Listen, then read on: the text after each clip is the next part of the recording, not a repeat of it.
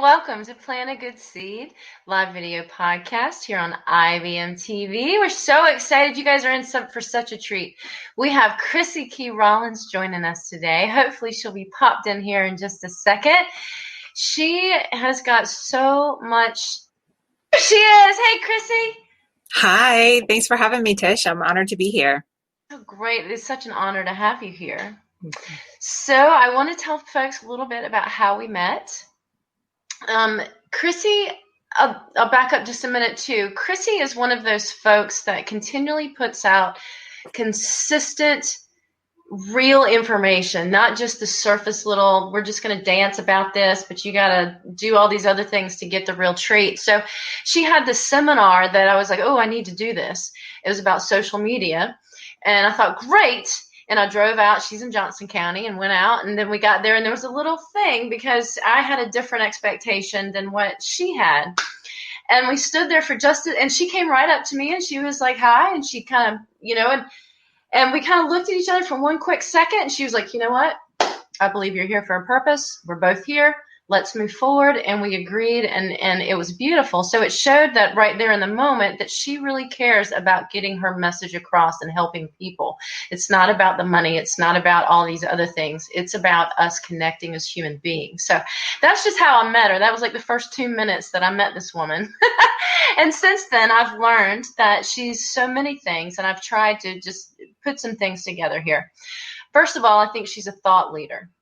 Because she continually adds value. She's not just tag teaming on what other people are saying. It's not what the flavor of the moment is or whatever it is. It's real, true, honest information that she's digging for. She doesn't tell you what to think. She just suggests, you might want to check this out. She's also a holistic healer, which she's also a coach. So to be a holistic healer and a coach is such a fantastic combination because she understands, at least in my mind, my definition, the whole situation. It's not just about your work life or your personal life because she understands they're all connected. I've had dialogues with people before about that work-life balance. Oh, you can't really have it because it's connected. Yes, it is. One's part of the other and the other's part of the other. So you have to go at it from a holistic standpoint to look at everything that's going on. So she understands energy, she understands the connections, and she understands the space within and without. She's also a mentor and coach, mom, wife, all kinds of things too to add to that. But that, at least in my mind, is part of why I asked you to be my guest today. Well, thank you so much. Yes, I feel like sometimes, we all wear so many hats, and at the same time, we're just us showing up in life and doing the best that we can. So I'm excited to dive into this conversation and hope to bring some good insights. And like you said, I'm never here to tell you what to do. I'm a big believer that only you can tell you what to do. Right. So I extend an invitation just to reflect on life from a different perspective, to experiment with it, try it out for yourself, and you'll know if it's for you or not. And everything that we'll be talking about today, everything that I talk about anywhere that you see me talking, they aren't just concepts that I read in a book and am passing along. They are concepts that I pulled from various different sources throughout the past 14 plus years that I've been on this holistic healing journey and have incorporated into my life.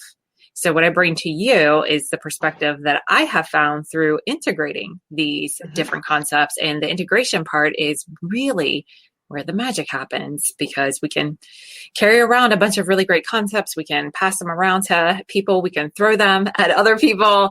But until we fully integrate them into our life, that's when we're going to see the changes and really benefit and be able to experience what those concepts are pointing towards. Totally. There's too many people that are using language, that are using things that they see or hear. Again, I talk about the superficial level. They're just throwing it at people.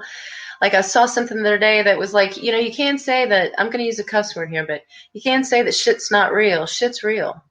So a lot of folks that, again, throw these superficial concepts. It's all an illusion. It's no, it's not. I'm going through this right now. You know what I mean? So how do we frame that? What kind of thoughts? What kind of perceptions? How can we be successful on this journey being human, right? Yeah. Absolutely. And quite frankly, what does that mean? I think we're all of us that are drawn to this type of conversation, we've all spent time thinking about what is our purpose here? What am I supposed to be doing with myself? So I got really fascinated with this idea of being human. I think many of us, again, that are drawn to this conversation have at least heard the suggestion that we're spiritual beings having a human experience. So if in our infiniteness, we are spiritual first, and we're here in this physical body having this human experience, then what does that mean? And what do we do with it here? And what does it mean to be a participant here on planet Earth? And is it as simple? Can we simplify life? That's really the focus that I've taken into my own life and offer to those that I support, is this concept of simplifying the process, so that we can find this all elusive balance, or at least better understand what it is, what it's not, and be able to open more receiving in our life, that more, whatever it is that it looks like for you, more money, more fulfillment, more enjoyment, more, whatever that more is that we're seeking for, more understanding, more truth, more alignment. And this is the process that I take. So can we simplify it? Can we just take it not as genders or races? Perfect time to have these conversations, I feel. But can we simplify it to a human experience? And can we find some commonalities as humans having this experience collectively together, so that we can begin to approach it from a different way? Because what we've been doing up to this point has gotten us here. But if you hadn't notice, we're dealing with a new world right now. It has shifted. It is shifting. Our physical landscape, I've got all the chills just saying this, but our physical landscape is changing. Our societal landscape is changing. What has happened so far in 2020, which I keep calling the great clarifier on this American evolution that we have going underway. But it's not only American, right? It really isn't. It is a human.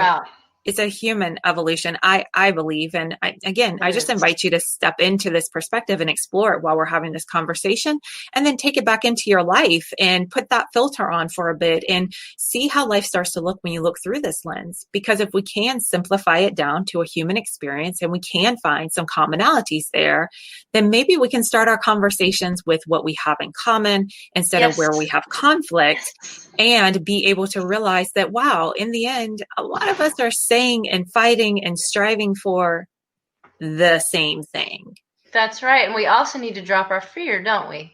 Oh, absolutely. I mean, I was thinking about this just earlier today. We are always, I think it was one of those 11-year ago memories that popped up on Facebook of some quote that touched me 11 years ago that was about how it's not about moving forward free of fear. It's just moving forward because what you are going after is, you've decided it's more important than your fear. So I had this thought as I was resharing that, show up bigger than your fears. I had this thought, there's always going to be something to be afraid of. Yeah. There will always be something that you can be afraid of. But there's a thing, and I've been working for quite some time to rid myself of my fear, and there's so many of them, right? The fear of going against social convention, all kinds of things, right? And so the real point is to utilize the energy of the fear, because fear is really originally to keep us safe, right? Yes. But we've used it to put ourselves in a box and stay in a box is what we've done. And it's not safe in the box anymore. Hello. So, but to use the to recognize when fear comes, to recognize, is there a danger? What is going on here? And then to work with those energies, I think, to channel those energies. As I was saying before, I felt a lot of yang energy today because I was wanting to get a little combative. And I'm like, okay, but how can I use those energies in a constructive way? Absolutely. Because we all feel them. Mm-hmm. For certain. And I love that you bring up energy, because I think that that's part of what's being asked of us. Yes. What's being asked of us is to move beyond our 5 physical main senses. And this is where, part of like, how do we get into this situation that we've become such a mess in society? We have lost sight of the humanity in our fellow humans that we're cohabitating with.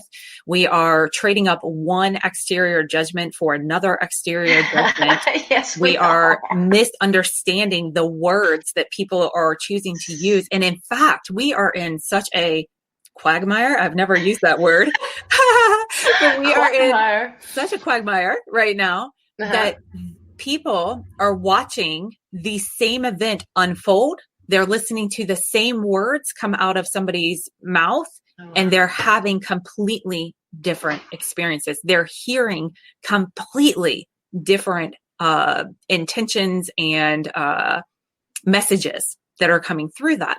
So then again, we get into a mess if we're even seeing and witnessing and hearing and cognating and a lot and like that. Yes. And we're all getting different messages. Then obviously we're seeing the crux of that. We're seeing the influx of, you can't control what storyline is being put out there, and you can't control what storyline is being put out there to contradict it. Right. And then you can't decide or know which one's the truth. And there's plenty of evidence and facts that backs up both sides. And what's interesting is that we can take that was just said, we can plop that over into several different arenas right now. 100%. So I'm obviously not just talking towards one particular situation. This is just what's happening. It's universal, like you said. It's where we're at in the cycle of the way things work. But I think, and this is one of my true core beliefs, that part of chaos, part of distrust, part of humans not trusting humans actually comes from a good source, but we don't ever recognize it. And a lot of times we don't call that elephant out in the room, is not being honest. First of all, not being honest with yourself, and then not being honest with each other. How many people have fed so much crap down the line? If we would just be honest and let the people fall where they fall, so you can find your real soul tribe if you're finally honest. You can find which country you need to live in. You can find which state you need to live in. If people were actually honest, drop that veil, drop that wall.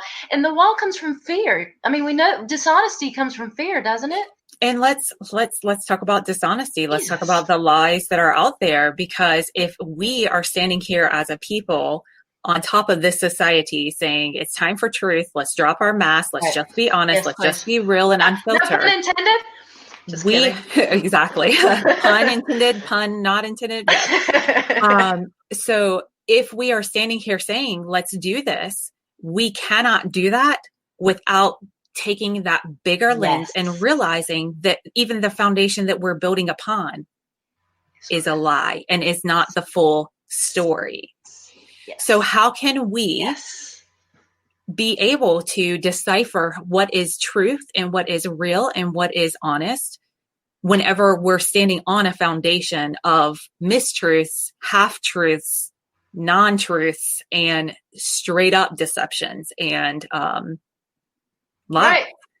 So what's so interesting is that because we're energetic beings, because we're all connected in this experience, we cannot be amongst those lies, whether we consciously realize them or not, without empathing them, without intuiting them, without being aware. I mean, how can you trust even your closest partner, family members, or loved ones, when we have this underlying like murmur, this like radio frequency that we're not always fully tuned in on, but that doesn't mean it's not shooting past us in the airwaves. Or through us. Mm-hmm. Exactly. Mm-hmm. We're energetic beings, and we are tapped into the energy of this planet, of this earth, of this human collective human experience. So the fact that we don't even have that at the forefront of our education, the beginning of our life that we're building up, it's kind of stacked against us, because no matter how true and honest the person before you is being, those slippery little lies that we're not addressing or we're not taking into perspective are going to cause interference, and you're going to get a staticky signal, and your perception is going to be on by saying something's off here, but you're going to be misperceiving because you're going to be blaming the person that's in front of you. And that's where we get into this slippery slope of basing things on how they appear, which is a very patriarchal way of doing things, because the masculine is the physical world, And the non-physical world, that's what is behind and driving and making manifest this physical world. That is the feminine, the divine feminine that's behind it. So this isn't, again, we want to, it's so easy, especially us women. We've been very well conditioned to stand up and say, no more with the patriarchal system that we have going on. But I'm not here to say that. I'm here to say it's not about demolish. It's about not balance. It's about recognition and understanding. When you see that fuller perspective, when I take in that fuller perspective, then I can get a better understanding of what energy needs to be brought in, that needs to be recognized. So if the physical is overwhelming, and I'm saying this to everybody listening right now, no matter what the situation, if the physical is overwhelming, balance that out by bringing in that divine feminine. And by that, I mean, what is not being represented by the physical? We can take something that's very current day, because I think this is very relatable. And I feel that this situation that's very current right now is the Black Lives Matter movement. And just saying the words Black Lives Matter. From my experience, every single human that I've come into contact with agrees that Black Lives Matter. Where I see people getting into a kerfuffle over it is when they don't realize that Black Lives Matter does not take away from, negate, step on, take over anybody else mattering. Right. It's just a separate conversation. So if we can within ourselves realize, oh, that doesn't take away from any other lives mattering, then yes, we can fully get behind the words Black Lives Matter. And when we're having this little agitation, that's a perfect example. We have the physical masculine expression of Black Lives Matter, the words, we're just pulling them up in the feminine way, but pretending like it's the masculine way right now. When we come into contact with them, when we run into them in the physical world, right? This is what can get triggered within us. Right. So when we can understand what we're reacting to is not what we're seeing, it's what we're not seeing. It's not what we're hearing, it's what we're not hearing. Oh, gosh. Then we can understand what our true separation is and where it is that we need to get back fully reconciled. So you don't have to control what other people say and do. Right. You just have to be aware that anytime that there's that imbalance, you have the ability to pull from the feminine, that unseen world, what's missing from this equation, what more needs to be added, what's not being represented, so that it can be balanced. And maybe this is a process that just happens internally. Maybe it's something that you express externally. No right or wrong to this stuff, which is also pretty awesome, but nobody's bothered to tell us that. So we're all scared to get it wrong because we don't want to get the wrong results on the other side. And when you realize that we're living, or could potentially be living, in a totally different process than that, a completely different game than that, you can play by a different set of rules, have a different experience. And it's one that I find to be very liberating, because I can set down my need, or continue to get into check my need and desire to want to control everybody and everything and have everything go exactly my way. And I can instead take a deep breath, settle back a little bit, and begin to understand what it is inside of me that's reacting to whatever it is that I'm witnessing. And I feel like I talked a lot, so I'm going to be silent for a moment. You said so much in that, but I want to go back to, there's Mark. Hey, Mark. Hey, how y'all doing? I was enjoying the conversation on the backstage and everything, and I was actually hearing so much of what Christy was saying and agreeing and all of that, even though I sometimes think that we do need to change some of the institutional paradigm as well. I know y'all said y'all didn't want to tear down the institutions, but I think about like schools and churches, and so often they are patriarchal, and they oftentimes don't bring in the feminine part of our society. And actually, I am one of those people that do believe that we do have both, no matter whether you're a man or a woman, both feminine energy and masculine energy. But I think that too much of our society spends too much time on the patriarchal and masculine side of things. But so I was going to bring that to Chrissy's attention, that I definitely agree with her. But I also wonder, and I was going to ask Chrissy this, I find so many people, I know here in the African American community, we oftentimes talk about the way that we code our language and things of that nature. So you're actually speaking to people depending on where you're at. So like if you're in the hood with your friends and everything, you might speak one way. And if you're like in the corporate world, you're going to try to speak that more corporate kind of lingo and things of that nature. So it seems like we wear a lot of masks in society. And I did intend to pun intentionally that time and everything.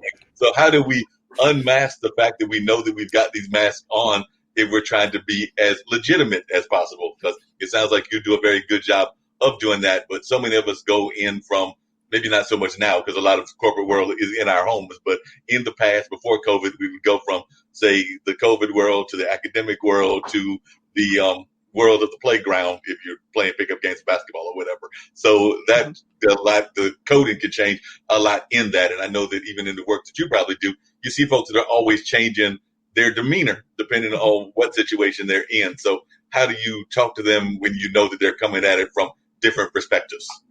Yeah, such great questions that you bring to the table. And I'm going to touch, I hope, on all of them. So I'm going to first say, I totally agree with you that I feel that our society could definitely benefit from some balancing and bringing more of that feminine aspect to our institutions, to our schools, to our religious institutions as well, for certain. What I also want to say to that is that if we begin to build them, and when we do build them without addressing this societal underlying foundation, then again, we fall into that same thing where we're just kind of masking over a situation instead of really allowing it to open up fully. And part of me always comes back to the argument that what if that's not what we're here to do, to set everything right? What if this is the place that our souls come to evolve through the human experience by witnessing and experiencing chaos and conflict and disarray and injustice? So are we here to make it all perfect? Or would that have happened by now? Because we've had some really amazing leaders that, got these thoughts started long before we came around. And there was a part even in my own journey, thank you 2020 for bringing so much clarity my way, where I realized there's a part of me that really wants to save the whole world. And a part of me is realizing, what if that's not what I'm here for? What if that's not what we're here for? What if what we're here for is to learn how to save ourselves, but not in the way of fear and something's out to get us in self-preservation. But what if it's in a way that brings us back to the fact that, or the consideration again, that what if there's nothing really to fear? And what if we are always safe? So if there is nothing to fear and we are always safe, can we make that phone call to our kids' school that says, hey, I'm not trying to be that disruptive parent, but I'm also not trying to just send my kid into a situation that I'm not fully aligned with. So what are our options here? And is it as simple as just starting a conversation? Is it as simple as realizing, okay, we do use different words at different places depending on where we're at. So instead of getting so caught up in the tone of voice, the choice of words, the body language and expression, all things that we are taught as humans to interpret and that they mean a certain thing. What if they don't? Because I remember the first time that I was the only white girl in an African-American predominant section. I was doing a very expanded talk to a very limited resourced community. And I caused quite a disruption with my words and my youth and my whiteness coming in with these very light ideas. It's very easy to think, I don't know struggle or hardship or what you've been through or what you've experienced. And what I thought was a disruption in a not good way turned out to be, I actually just gained the respect of every person that was in the room. But I'd not been in a situation where people express themselves in that manner. So I had to learn to look beyond the choice of words and to get to the heart of what's going on. So if I come in love and light and you hit me with something that seems like you're challenging me or offended by what I say, I have a choice. I can either reassert myself and grab onto those masculines. Right. I can do the total feminine and, bow back and say, I'm sorry. And, kind of covet my light a little bit or damper it some. Or I can lean in knowing that it's very safe and say, I come here with compassion in my heart and I seem to have caused a disruption. Can you help me to understand what you're experiencing of the words that I just said? Can you help me to understand what experience you've had that makes you feel differently? Because what I find is that when I stop pushing my side of things and I open up to better understand why somebody's saying and reacting the way that they are, a lot of times we find common ground pretty quickly. Yes, ma'am. So thankfully, I've had that experience where I've been exposed to different cultures. I've been in different situations where I've seen people react in different ways. So I've just learned to develop beyond what I'm seeing. But if that's all that we have to compare it to are the images that we've been shown, and we're having a conversation about how you're reacting to me and not a conversation about what images you saw presented to you that looked like me before we met, then again, we're only scratching the surface and we're not getting to the underlying issue. And if society isn't stepping up and taking responsibility for their share of images that get placed before us that have nothing to do with our direct experience, and we are not talking about that, I feel like we're having the wrong conversation, because I feel like that has to be addressed as well if we're ever going to get to the place that we already are. But we're not allowing ourselves to receive it because we're so busy battling each other over who's right and who was wrong in the past that we fail to realize if we just all show up in this moment committed to what it is that we say we're fighting for, all the fighting would just stop. I mean, maybe I'm short-sighted in that. Maybe that's too simplistic. I hear not to be so simple with these big complex things, but I think part of the problem, is people are so wrapped up. You talk about what we're used to, what we're conditioned to. I love the fact when you first talked about the patriarchy, you were like, I'm not going to repeat that same old patriarchy's got to go. So I just love that because it's not. We have to have the balance. The energies have to be in balance, the masculine and feminine. But we also have to lean in. And I agree with Mark that our institutions, I was in corporate America for the most part, and it was such a patriarchy, and it does need to change because not everyone is welcome there and not every voice is welcome there. And getting down to my point here is there's so many people I felt before that people are wrapped up in their egos, right? And that's what really creates the walls and creates the, it's about me, not you. What are you going to do for me? And the whole, we need to drop that whole thing. It's what I'm here for you to do. But the egos and the lies, so I'm starting to see a connection between what you're saying about the previous perceptions, the lenses, the curtains, whatever it is, and the egos, right? It's like almost a chicken and the egg thing for me right at this moment. And now in 2020, we've gotten to this point where the egos and the spiritual world have collided. So perhaps this has always been going on, but now we're all more aware of it because of our connectedness. And what has happened, especially with this, I feel like a lot of things are kind of used against us. So I think that a lot of the tools that are here that can easily empower us have also been flipped around to disempower us, which is why words are so tricky, because the words that we use to talk about anything from God to witches to freedom to, any of these democracy.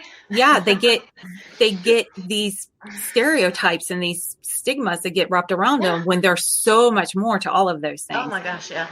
So I just had this great idea based on this conversation and everything, and I just want to hear what y'all think about this. But it seems to me that part of what we're saying is that a lot of the things that we learn, unfortunately, are learned at a very early age, these kind of stereotypes, these kind of biases, these kind of things of that nature. So maybe we as adults should go back to kindergarten, because I think that a lot of times the kindergarten kids have it right, because a lot of those divisions that we're talking about, whether that's gender bias, whether that's race bias, whether that's Democrat versus Republican, whatever the biases are, or even orientation biases, most kids that I know that are under 5 don't really have those biases. They just want to be in the sand, playing with the kids. You're right. You're totally right. But I also got to say, I got to shout out for Generation Z. And I don't know, Mark, you've probably heard me talking about Generation Z, and I don't want to put the pressure on them, but it's like they're the ones that are going to lead this through us. The rainbow children, the indigo children, the people that they don't care. They don't care they don't care about your sexual orientation. They don't care about your color. Half the time they don't really care about what you're wearing, what your color, what your hair. They don't care. Mm-mm. What they care about, and this is what I'm seeing with my son and his friends, they care about what the truth is, in all honesty, and they are digging for the truth. My son calls bullshit on me every day, at least once a day. He's already called it out on me twice today. But because he educates himself, he looks for, I'm like, there are no objective websites. He's like, oh, yes, there are. Here's a ton of, and I'm like, oh my gosh. So they have, for a while, you're like, oh, they're always on their phones. Who was it? Mark, it might have even been you that said, but, they might be walking into street lamps, but they're learning something, on their phone. So I think they too, we can look to them also, because for me as a parent, it gave me so many chances to explore the social convention that I was under. He's like, you're just telling me to do that because that's what you were told to do. Absolutely. I have heard for a very long time that, this next generation is lazy and they're spoiled and they want everything instantaneous. And I'm like, no, they just know better. We raised them better. They know that they didn't come here to do some monotonous, passionless work. I have a whole soapbox that I can stand on about passionless employment and how it's the detriment of our society. And I can also stand on another soapbox about how entrepreneurship and business ownership is our inherent birthright, because we came here to make a difference. And if we all focus on helping each other with what it is that we feel called towards, I really believe it would all come together. Again, maybe I'm just too simple-minded, but you're right. I think it's worth at least a shot to explore. Yes, it is. Because I know that when I get lined up to what turns me on, what I'm passionate about, you can't stop me from doing the work. You can't stop me from studying it, researching it, diving into it, jumping through hoops that I got to jump through in order to get to where I want to go. But you put me down in front of something that I have no interest in understanding, or perhaps just didn't come here to do. There's not enough motivation dangling that you can do to get me going. And I think that's what we're running into. And I think that's, again, how language has been flipped around and can mean so many different things. This entire high vibe movement, I feel, has hijacked the spiritual evolution that we are really underway. And it's given us a spiritual bypass. I hear this commonly said, where we're looking for these shifts in our physical world by removing the toxic people, or by, keeping yourself surrounded by high vibe people, without ever giving the courtesy to the fact that you are always high vibe just by your very existence. And there's only higher or low vibe thoughts and energies that you can get entrained into. And if you're having a low vibe experience, guess what, baby? That's the personal part, the part that you're feeling. Because like we said, this is universal stuff that's going on right now. So what's happening, that's chaos, that's conflict, even if it's what's happening right in front of your face to you in your direction, that is universal. That is the universal display of the energy that we are purging out of and moving into a different space. So as it unfolds in front of you, it looks personal because you are personally taking it in through your five senses, but it's not personal. That's universal. What's personal is what comes up inside of you. So if you experience somebody else as toxic, maybe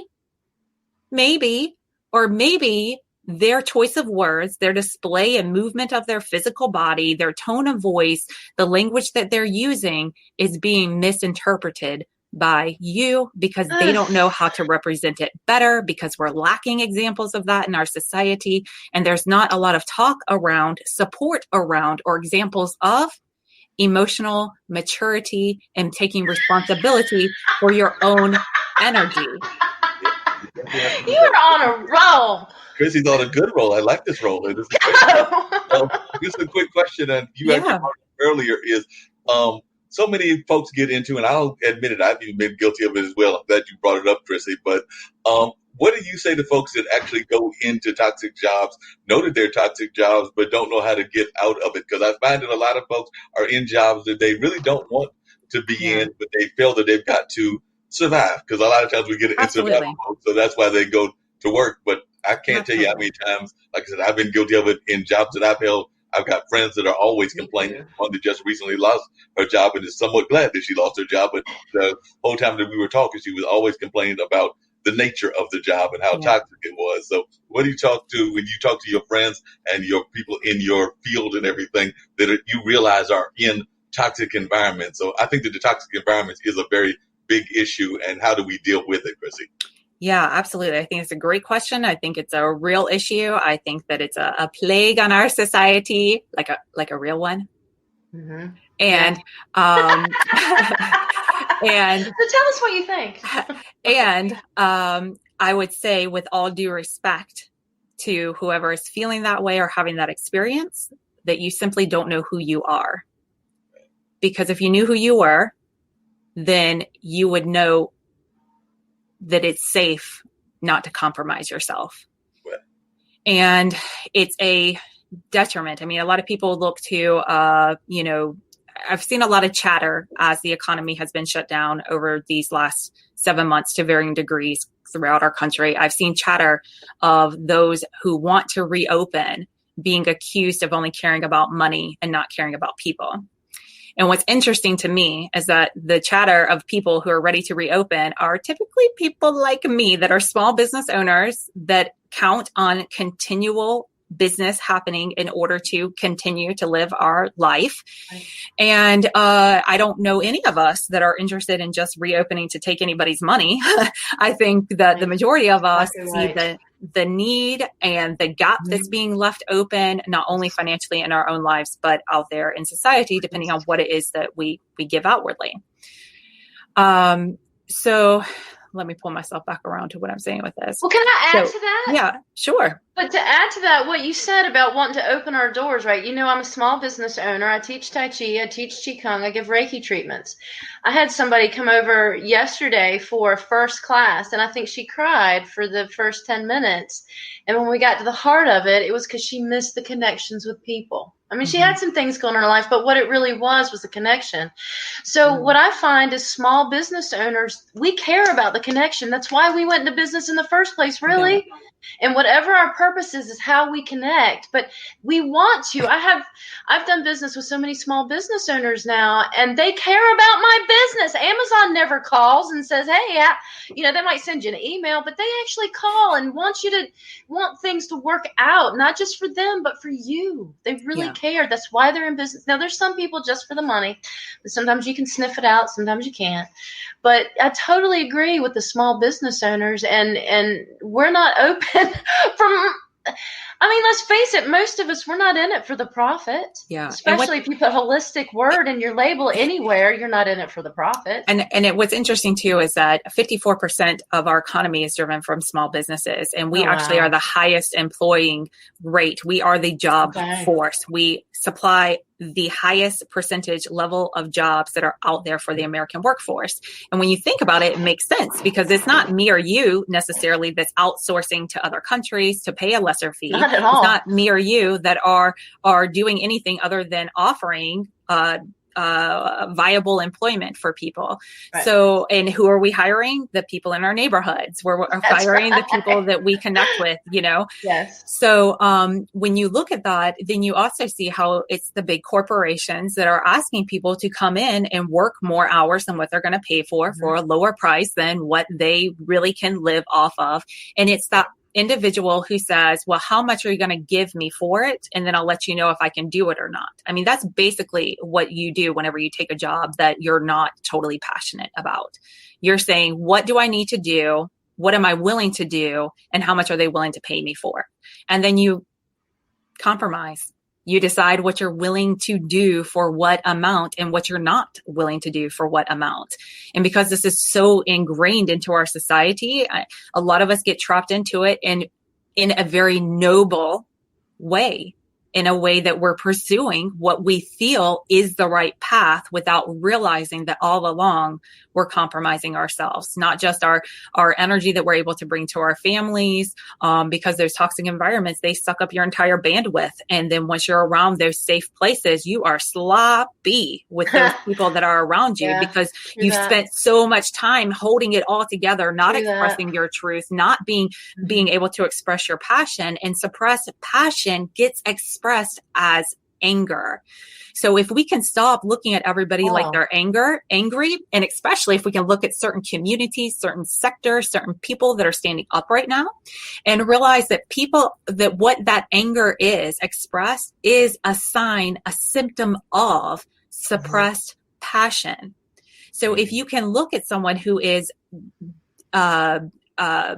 diving in and trying to eat you up in a conversation. This happens quite a bit in social media lately. Wasn't it though? And I post something and somebody decides to jump on me that way, I recognize the fact that they're obviously very passionate. I mean, when else do you compromise your own integrity and set aside your moral character to get a message across than when you care very deeply about something? So if we can recognize the fact that all this clashing is coming from a same line of caring about, ironically, the same things, then we can start to have a completely different conversation. Then you can move from being a victim of your circumstances. I work with people in their relationship, and it's something that I still work in my relationship, to take our relationship to the next level, to use more effective communication, to move out of this place of you need to change who you are in order to not disrupt my world, and to get into a place where we can be our most authentic, express self. And to realize too that your most authentic expressed self isn't a lazy, inconsiderate asshole. So stop being one and stop getting upset if your partner calls you out on it, because those you love need to be able to criticize you, because they wouldn't say it if they didn't care. There's plenty of people not telling you that you're a lazy, inconsiderate asshole. There's plenty of people out there that are just tucking that away and excusing all your other niceties. And you need people who can say these things to you, and you need to be able to listen without taking it as a personal attack. And you need to be able to know the difference when you're explaining yourself and when you're defending yourself. And right now, a lot of us are defending ourselves when we're not even the ones that are under attack. And because a lot has been projected outward and blame has been cast, and I think a lot of the attention has been taken off the real root of the problem, we're all out here fighting amongst ourselves when the people who are financially benefiting from all of this chaos and disarray sit back, collect their money, and let us go at each other, to the point that they don't even bother to filter out or fact check that kind of information. You can still find it all over the internet, how all of this is interconnected, because they know we're so caught up in fighting each other that we don't even understand that we're undergoing the biggest pharmaceutical sales pitch we've ever witnessed as a collective people. We don't realize how deeply this advertising and marketing has seeped into our way of being. We don't realize that we only react to our firsthand experiences or those that are fed to us, and the ones that are being fed to us are the toxic stuff that we need to eliminate out of our life. And we're taking all of that pseudo experience and we're projecting it massively across everybody who doesn't look or act the way that we think they need to be. Meanwhile, it's keeping us from realizing that all that stuff that they trigger within us is the key to our own healing, so that we can find the peace that we see them acting differently will bring to us. Good. Chrissy, I was wondering, how do you deal with, and I've talked to Tish about this before in conversations just in my own life with friends of mine and others, but I do know that, like I said, I'll even admit to when I've been guilty of things and everything, but sometimes you don't feel like talking to folks because of, if you say something to them, you're going to cause them to have a dislike or something of you. So I think that there's like this fear of rejection. So there's like a fear of rejection that exists in many of us. So like, you might want to honestly tell somebody that you don't think that the situation, whether it's a job situation or a personal situation, is going to go in the same direction that they are either hoping it's going to go in, or that it's going to, that's their vision of it going in, because you don't want to hurt their feelings, because you don't want to have them reject you as well. So when you're talking to your clients, how do you deal with that? Because I find that happens often in society, is that folks won't say the honesty of what they want to say because they're afraid of the hurt that it might cause to the other individual. So they kind of project what the reaction is going to be. Oh, yeah, absolutely. Absolutely. And that's one of the main ways I work with a lot of people to help them to open up their receiving, because I find that a lot of entrepreneurs, especially that are drawn to, again, these conversations and that are more in the healing arts realm, more so than, the I don't know, more technical side of things, that a lot of us are kind of where's going with this? Hold on. We care a lot about what other people think, and we don't want to ruffle any feathers, and we really, really want to be liked. When it comes to a situation in which you do need to be upfront with someone, I always recommend and utilize for myself starting out with recognizing the other person. And what happens when you recognize the other person, not only does it give them like a verbal okayness to kind of put their defenses down and that you come in peace, it helps me to reconnect to the more of that person than that one thing that is sticking out that I want to make a comment on. So especially like if you're in a partnership, like I'm 14, 12, we just had our 12-year wedding anniversary. We've been in a relationship for 18 and a half years. I've never been in an 18 and a half year long relationship before. So this is all new, uncharted territory, but we show up like we are supposed to already have it all figured out, right? So we can get caught in the always and never statements. You always leave stuff laying around. You never have my back, right? Whatever those things are. That's just silly. Of course, you don't always leave stuff laying around. And of course, I don't always never have your back. Like, that's silly. But it's how you feel in that moment, right? So I feel like every time this subject comes up, this person just doesn't want to face the truth of the situation, or I feel like they don't hear what I have to say. So it's probably not because you're not talking. It's probably because what you're saying is going through their filter, and they're only going to filter through that which they're ready to deal with. If they're not ready to deal with it, they can't hear the rest. It's a really beautiful universal design that you don't have to worry about. You know, life just takes care of itself. It's really cool that way. But we got to remember that, or else we're going to try to force our way in those moments, right? Yes. So start by recognizing them. It gets you connected to their wholeness. It reminds them of their wholeness. So perhaps I would say, I know you. I feel like after 18 and a half years of being together, I know what kind of person you are. I know your level of integrity. I know you know the difference between right and wrong. I know that you are a caring, compassionate, amazing person. Facts, right? Mm-hmm. Who's really going to argue that at that point? And they're like, well, thank you. you know, I try. Right? Right. These are all facts, and it needs to be sincere. So pull things that are true. And sometimes you might need to get the ball rolling to get back connected to the fact that, oh yeah, this is true. I forgot about all these great things about this person, but these are true. So being that integrity filled person who definitely knows the difference between right and wrong, would you say how you just spoke to me? Would you say that that's the right way to talk to somebody? Yeah, no, that's not the right way at all. So definitely you should be more forthright and things of that nature. So that makes a lot of sense.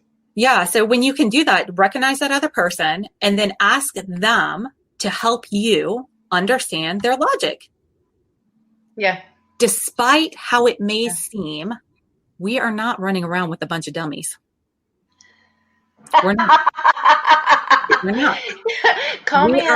We are running around with a bunch of spiritual beings having a human experience that believes everything that they've experienced is the fullness of their life until you realize there's something more. We, in this conversation, have tapped into the fact that there's something more. And we are refusing to get off that path until we find that dang old more that is meant to be ours. That's right. Not everybody has that calling, and we have to honor where they're at in their path. But we're going to have characters like that show up in our path in order to guide us to the more. Because if we're stumbling over what people look like, what they sound like, and we can't move beyond it to evolve the way that we communicate, then what we're doing is skirting our issues and projecting them out on them. And that's why I don't like this whole toxic relationship, get the toxic people out of your life. I'm more about the toxic relation shift. Inside, yeah. So that you can shift into seeing that the toxicity, it's in you. It comes up whenever they show up and they just are them. So you can remove all the rascals from your world, but until you deal with what those rascals bring up inside of you, you're always going to have that laying dormant inside of you. Yes. So not that I ask for rascals in my world, but Lord knows they find me. Yes. I welcome them more now because now I'm really curious as to, wow, boy, why did I care so much about what that person had to say? There are lessons. What is it that I think I'm going to gain or lose from what they had to say? How is it that they could be misperceiving me? How could I better represent myself? How can I better understand where they're coming from so I can know what experience they had in order to understand why they misperceive me, instead of me taking all my time and all my energy explaining myself, which one, they likely never asked me to do in the first place. 2, I'm probably only doing to satisfy my own ego. Yes. 100%. Right? Yes. And 3 is never going to lead me to understanding where they're coming from. So I just encourage you to start with recognizing them. Ask them to help you better understand them instead of you trying to get them to understand you, and pay attention to if they ask for you to explain yourself. Did they ask to better know you? Then you don't need to explain it. And it might be awkward or weird letting someone go on without them verbalizing your validity. But after a while, you learn how to self-validate. And it doesn't matter what hateful spews come out of somebody's mouth in your face with their finger pointed at you, because you know who you are. So why are you going to argue with this fool? There's no point in it at all, because they are obviously drunk and intoxicated on these emotions that are polluting them to misperceive your wonderfulness. And no amount of fighting them is going to convince them of your awesomeness. And that is a subtle line, because it might look on the outside like being passive, but there's a big difference between knowing your wholeness and being somebody's doormat. There's a big energetic difference. And what if life's waiting for you to own that within yourself in order for these rascals to find somewhere else to go play? If they truly are energy vampires, I think these things are so funny, because I just think it's all connected, and that we can't see or perceive in another that which is within us. So you experience them as an energy vampire. They experience themselves as a Sunday afternoon.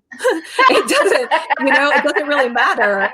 It's all about how you perceive them. So until you clear that up, you're going to keep falling into these pitfalls. People are always going to think I'm right, they're wrong. That's where divorces come into play. That's where, all the estranged relationships and friendships and family members, when what if we're all saying and fighting for the same thing, and it's just the things that aren't being said? You can be the one to bring them up, again, maybe just internally to yourself as your own reminder, maybe externally because the person you're dealing with needs to remember.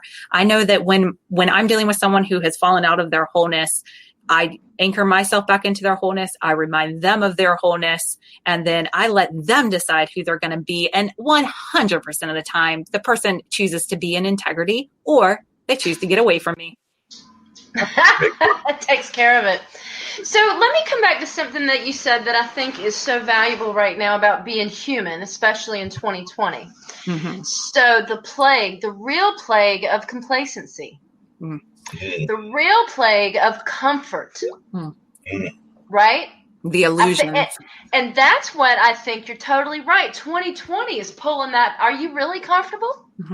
Are things really, the 25 years, oh, you got a pension, you'll get $200 a week, good for you, or whatever it is. Is that really worth it? And then I have friends on the other hand, like I've got one friend in particular who's worked at the place 30 years, absolutely hates it, but he's going to stay because his retirement, there's something about his pension or something. And I know he does it for the benefits and he does it for the money. And there's hundreds, thousands of maybe even millions of people in the same boat, right? That are, and I've done it too, where I have not been healthy, right? It was almost like my soul's going backwards, but you try to use it as an experience. Just like you said, this place really sucks, but I'm going to try to learn about myself, learn why I'm here. But the real plague of complacency and comfort, just what you were saying, Mark, about not being able to tell somebody what you really need to tell them. The real plague of not being able to be honest with yourself and with the people you love and the people around you. How many times have you been in public and somebody says some bonehead damn response, and you look around the room and you can see everybody totally agrees that's bonehead, but nobody comes up and says any damn thing. And if you do say something, I hate to say it, but if you're not part of the boys club, then maybe you're going to have to find a different table. But the real plague of complacency and comfort in our society, let's address that. Yeah. So we have to evolve our ability to communicate. And part of that comes with our ability to communicate with ourselves. And we tell ourselves a lot of excuses and compromises and half-truths. And we negotiate. We negotiate with our future self, who's going to have more energy, more time, more enthusiasm, more inspiration. You're going to be able to do it. You negotiate with your future self to wake up early and exercise. You negotiate with your future self to eat better tomorrow. You negotiate with your future self to start it on Monday. Yeah, baby. And that's where the disconnect starts. the miscommunication starts with ourselves because we don't have the relationship with ourselves in a clear spot. And when we get our relationship with ourselves in a better spot, when we can understand that this is an inside job, that we are here having this individual experience, that we came for our soul's evolution, that this isn't about figuring out who you are and then reveling down into it, but instead figuring out who you think you are, getting back in touch with who you actually are, and then surrendering this physical self to be a servant to the soul self, to sign up for its job to physically represent all that, everything that you are compact into this human body. That's what this vessel is for. So we have to change that conversation with ourselves before we're ever going to stand up and change that conversation externally. And for any of us that are compromising ourselves for a relationship, for a financial situation, for benefits, for whatever that thing is, we are just cutting ourselves off from receiving from in a different form everything that it is that we think we're getting from this compromise spot, and maybe even more than that. And where that comes from is this belief that you are more or less if you have that. So as long as you're not in touch with your value, your innate value, which is ever present, never changing, it is always constant. There is nothing that can be added to you or taken away from you that can ever change your value. You are the hot commodity. You are the one that is everywhere that you go in your world. You are the clue to all of this. You are the one who has the ability to do everything. It's all in your hands. It's not in your hands to line up all these rascals and get them to play by the rules. That's not your job. It's not your job. But as long as you think that your value can be increased, it's a lie that we were sold. It's a lie that we build our foundations on. It's a lie that gets us going through all this. Right. That our value is inherent. This is why I love women, and I love empowered women, and I love women to utilize all their wholeness. I also feel that men have been given a massive disservice in our society by not being given the emotional tools in order to, and permission to be able to, and example, 100%. To be able to feel and express emotions in a healthy, balanced, transformative way. So because of your suppression of the men of the world, the women of the world thereby get suppressed in the process as well. So as long as we're trying to liberate women, and we're not even talking about the toxic stuff that's happened with our men, we are, again, just scratching the surface. We're not truly balancing the energy. We're trying to change things in the physical to get a different experience in the non-physical, right? What happens inside of us. Oh, I so go all over the place, but I do try to bring it all back home again. You're doing a great job. Yeah. I'm totally with it. But I was thinking about what you were saying, because I was thinking about a friend of mine, and we have this interesting conversation all the time because we talk about the entrepreneur world. And I know that both of y'all are in the entrepreneur world and things of that nature. And one of the things that we always conversate about is the fact of folks that want to get knowledge from you, and they don't necessarily want to give anything back to you. So what my friend Ray calls it is the brain drain, which is another form of an energy and a drain and everything, because he's talking about how a lot of times folks will try to get you to be engaged, share your knowledge, share your experience and things of that nature. And of course, you want some sort of compensation of some sort or another, but you don't get that. And so that's what my friend Ray Pascal calls the brain drain. And he thinks that too many folks fall in that in the entrepreneurial world. So Chrissy, you're our guest. Do you find that folks oftentimes try to get you into that brain drain kind of environment, and how do you deal with it? Yeah. So what's interesting about the brain drain is that a lot of times, like most of these agitations in life, they're self-perpetuated. What? Yes. We think if we show our expertise, our knowledge, our wisdom, that will prove to them that we know what we're talking about, and then they'll hire us. But that's not why these rascals show up in our world. They show up in our world to help us get into check so that we can know for ourselves. And if you're locked into this perpetual overgiving, which a lot of our society is, a lot of our female entrepreneurs definitely deal with this, but I see it, it's kind of a human thing. Then we are very, very good and conditioned into giving. And there's something about our giving that begins to validate our worth. when we can see our outward doings in the world make a difference, therefore we now have a reason to be here. I think that's why a lot of things shift for women who haven't really found their way until they become moms. Now they have something to show, to do, a purpose for being here. I didn't work that way. I found my purpose first, and then I was like, okay, now I got to have a kid too. Like, can't I just play in this world and stay totally selfish for forever? But no, I had to evolve my learning by becoming a mom and open up that whole door. So yes, we can get locked into this overgiving. And it's interesting because whenever we start talking about masculine and feminine, we really think about it. Like, men are by design givers and women by design are receivers. Oh, that's interesting. But what's interesting is that women are more likely to be blocked in their receiving, and men are more likely to demand or take instead of giving, because this can get blocked there too. It's very interesting when you look at this. So when this gets expressed outwardly, and when we get into the field of entrepreneurship, we can begin to associate and validate ourselves through our giving. And then when we look at men and we look at the storyline that's traditionally given for men in our society, that their value becomes that paycheck. So as long as they go to the job, they get the check, they sell their soul like every other man that came before them to compromise themselves and not chase their dreams and do the responsible thing and be a man and get that check and get those benefits and take care of those kids and that family, then that's it. Your work here is done. And the rest of it just gets sloppy whenever we get into that mindset, right? Yes, and 100%. Then the same with the women. We're showing up, we're the moms, we provide a lot of emotional support for our partner even before having kids, or, we might not even have kids, but we're the doers, the shakers, the caretakers. We make sure that everything happens. Typically, we're kind of the household manager, even if it's just two people that are in the household. But what's interesting about that is that that's all non-tangible. We don't get paid in the same way. So it causes this imbalance that happens where this man has this physical representation. I get $5,000 a month, but that is my worth. Although that's silly to think that that's your worth, right?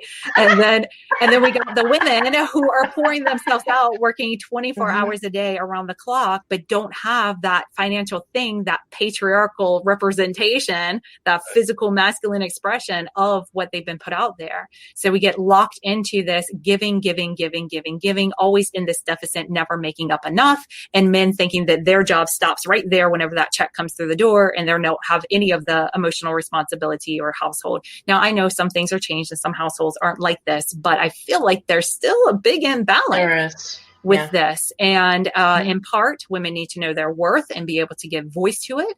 We need to also be able to show how there's value in the things that we do, like sweeping the floor and washing the dishes. And again, I know some men take care of this, and thank you, all those men. My husband sweeps quite a bit.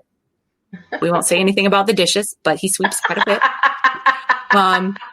So we have to give voice to these things, and we have to give recognition to these things. We have to honor our men beyond that paycheck. We have to honor ourselves beyond the lack of physical evidence that we're doing anything throughout our day, because sometimes it might look the same when you get home as whenever you left, but it's not because we weren't doing anything. So how do we bridge those gaps? How do we make up that difference? It's an inside job. It's an inside job. When that woman gets in touch with, when this woman got in touch with the value of what she brings to the table that goes beyond the finances. I mean, I still bring some money to the table too, but goes beyond that, and really anchored into it and became unapologetic for it and began to give voice to it. That's when I could say, okay, well, if you want full-time income that covers the whole entire household coming in, then I need full-time support. Like, that's my only job and that's my only responsibility. And then it's like, oh, wait a minute. Okay. So we have to, we only say those words when we're in touch with our worth and we're aware of our value. And what's interesting is that when we get in touch with our worth and our value, we inherently get in touch with the other person's worth and value also. And when we honor our worth and value, we're more likely to honor the worth and value of the other individual, or at least we open the door to be able to begin to find some balance in those arenas.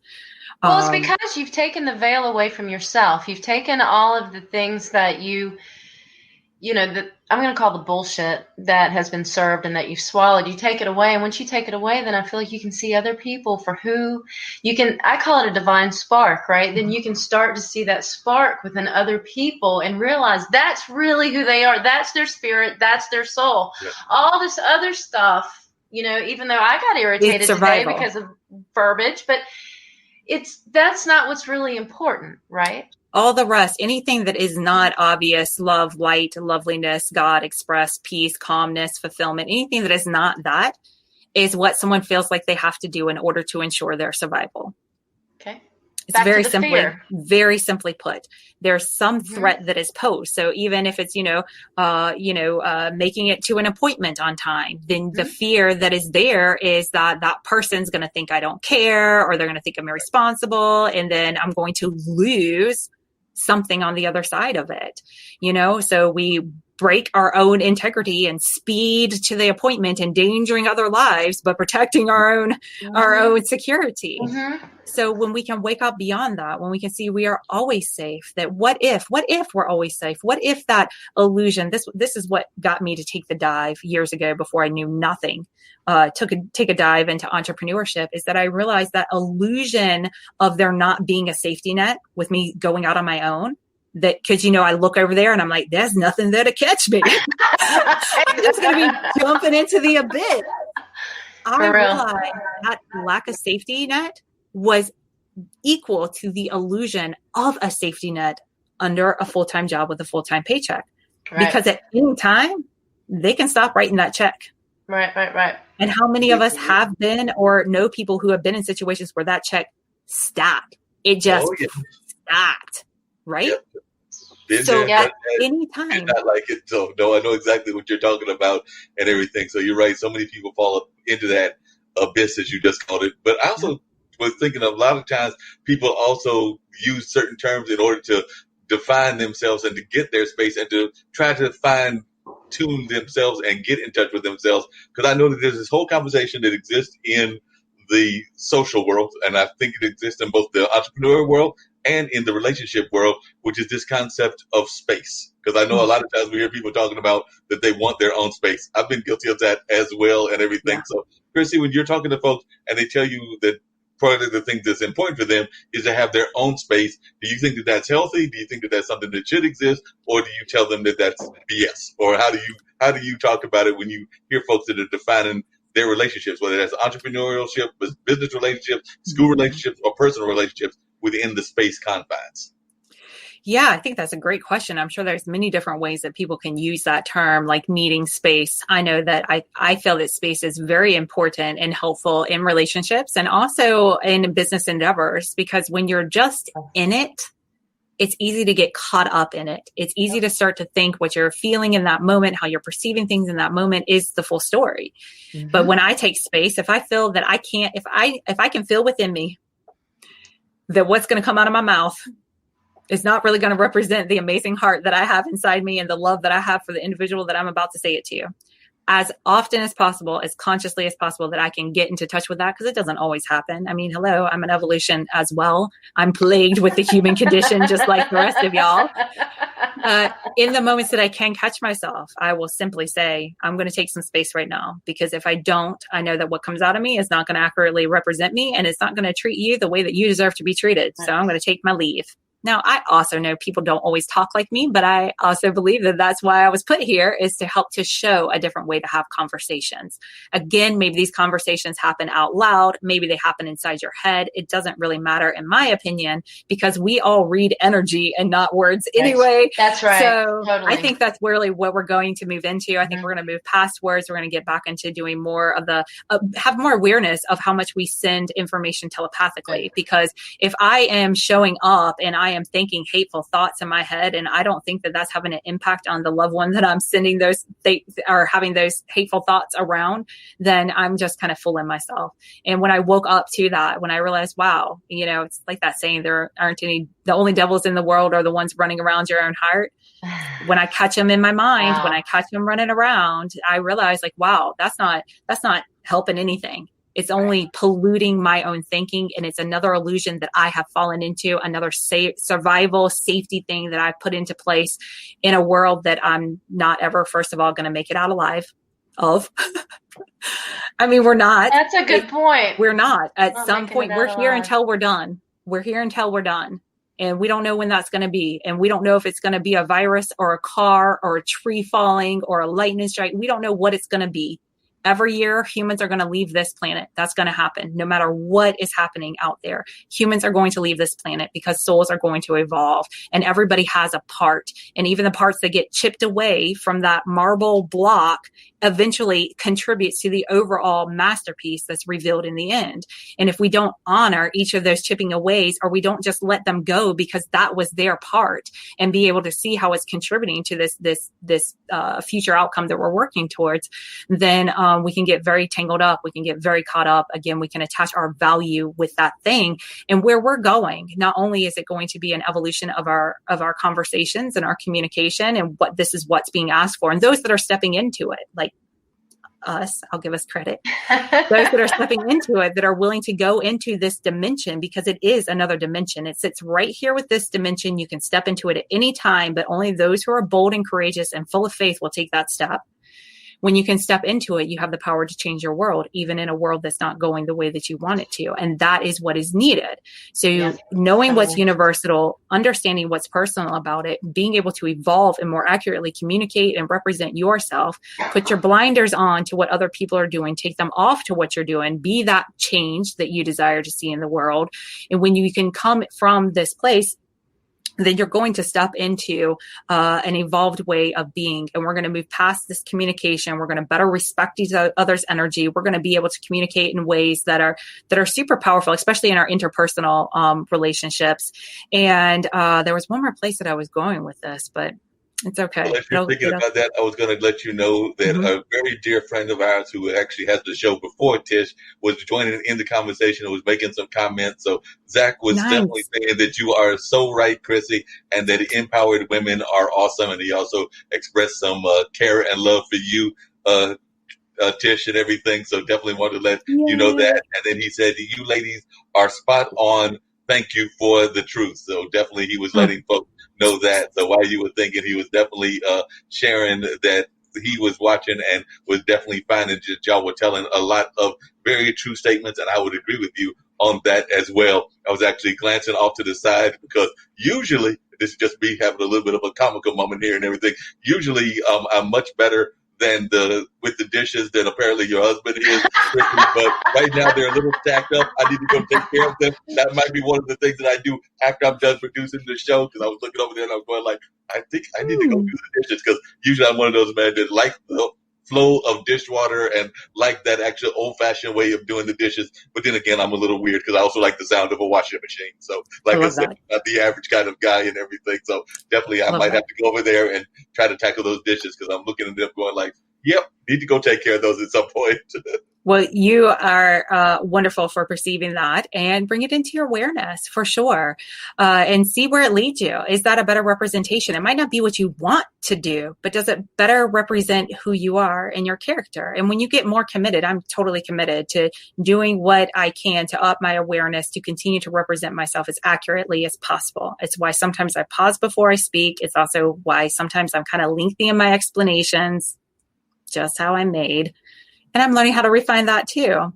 But your share, Mark, I appreciate. And I also appreciate, because it brought me back around to the other thing I was going to say with evolving. We're going to evolve our communication. And then the other thing that's being asked is for us to evolve beyond finding value in our doings. Yeah. So that requires for us to get in touch with our innate inherent value that can never be altered. You are the star of the show. You are the reason that the sun comes up and goes down.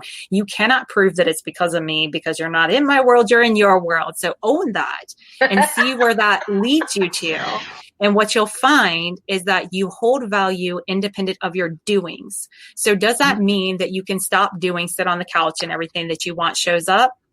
No. Why? Because I don't even know you, but I know that that's not the fullest representation of the character that you have within you. I know that's not the fullest expression that your soul came here to give, to sit on the couch and watch Netflix. I assure you that. right? But let me address something that Mark said when he talked about toxic people, and you talked about how, there's this whole thing about clearing out toxic people, but the real fact is toxic people are in your life for a reason, and basically you learn and they bring out different things. But let me say this.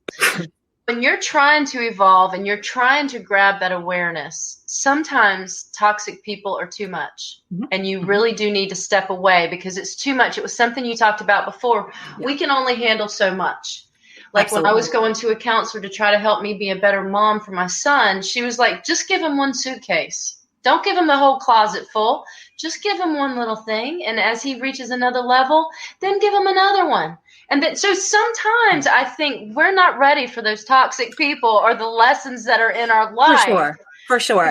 But we have to circle back. I have to totally agree with you. So I do not recommend taking these philosophies and going to the biggest trigger person in your life and trying them out. That's like, trying to lose 60 pounds in one day by showing up at the gym at 5 a.m. and staying there till 5 p.m. Like that's just not going to happen. It's a egoical quest to shortcut and get what you want now. And let me go ahead and assure everybody, you're already on the fast track. This is as quickly as it moves along. You're light years ahead. And in fact, you're probably so far ahead, you need to stop and be still and let your energetic self fully catch up with all the evolving that you've done, because that's what ends up happening. And plus, the only thing that's happening with your path is that you're judging it. That's it. You think you should be further along. And that's only because you're an intuitive being and nobody's let you know that you're so attached to your destiny that you're sensing the future where you're going to be fine. You're just not at that point yet. So just chill out while the rest of the past gets past you and you can just be caught up with yourself. So yes, don't go to the biggest trigger to try these things out with. Start with strangers. Start with safe spaces. If you're part of safe communities, like I host a monthly women's group, anybody can join. We meet 8:30 to 10 a.m. Eastern Standard Time online. So the first Wednesday of every month. So this coming Wednesday at the time of this recording. That's a safe space. You come to the table as an empowered woman to be reminded of how awesome you are and how you can go back out there and do it another day. So if you got those kind of spaces, and even within those kind of spaces, you find yourself holding back, lean into them and start to use them. Allow yourself to receive those safe spaces. Allow yourself to practice where it is safe. And then you can work up to where it might be a little bit more daunting. If you build this skill set, it makes it a lot easier whenever you go up against like the real ninjas that are out there in the world that are ready to take you down and not receive any compliments and not receive any kindness, the real rascals of the world. And the people that are so lost, really, that's what it is. They have lost touch with their humanity. If a person can't look you in the face, in the eyeballs, and tell you how they feel, and if you insert your ego in any way, shape, or form, then you're not at the level, at least for me, then that's, because those people, and sometimes I feel the people that are sometimes I'm going to go, the people that are in charge, the politicians and whatnot, I feel so honestly so sorry for, I hate to say I feel so sorry for them, but almost compassionate, because I feel like they're just lost. Yeah, they have no clue, and they're in so deep. Can they even get out? I like to think there's always chance. There's always, even, kind of like the Christian, even on your dying bed, you can still find the light, find the love, find salvation. But man, some people just get it so far. And then the other issue I have is the whole herd element, Chrissy. Yeah. And how you can have someone that even everybody in the herd recognizes is not the right lead, isn't a good person. We're not going where are we going? We don't know. It looks like shit over there, but let's go. And they still follow. It's like, what in the world are you doing? Because they can't see the big picture. Yeah. And they're out of touch. Yeah, I'm with you, and I agree with you. And they are here to help us to remember where our control lies and where it doesn't. And they're here to play a part that's very significant and very important as well. And those of us that are willing to engage in these conversations and that are willing to do the work and that are showing up at this time, we're really the ones with the assignment. And we have to stop projecting that assignment out to others, because quite frankly, it would just make our life a lot easier if all the rest of us could just, If there's nothing to like defend and no reason to argue, and that we're all here for the same reasons, then it would make it lovely, but then it wouldn't be what we came here for. I was having a session with a client earlier today, and part of what came up is that there's just no escaping the trauma. If you don't get the trauma within your household, you're going to get it from society. I didn't have a very traumatic childhood. I saw some traumatizing things, don't get me wrong. But compared to a lot of people, I had like peaches and cream, roses and sunshines on a very, very, very low budget. And really am blessed in a lot of ways that I grew up. But yet I'm still riddled with all these insecurities, lack of value, trust issues, relationship issues, compromising myself, pleasing people, placating, plagued with perfectionism, like all these ailments that I can see now had got them from society. It's a traumatic place and you're going to go through trauma. But if instead of getting so caught up, and this is not to dishonor anybody's trauma that they've been through. This is just to, as one of my spiritual leaders that I follow say, to bring justice to situations that are unjust. Like we can't bring justice to everything, but we can make them just through what it develops within ourselves. And this whole idea, this is where, where I was nodding to earlier and talking towards women, nodding towards talking towards men, and really nodding towards talking to any human on this planet, but definitely within different races as well. Think twice about aligning yourself with any storyline or narrative that has you a victim of your circumstances. Mm-hmm. And really consider what the difference is between being someone who is a victim of what's happening around them to someone who is empowered and witnessing what is happening around them.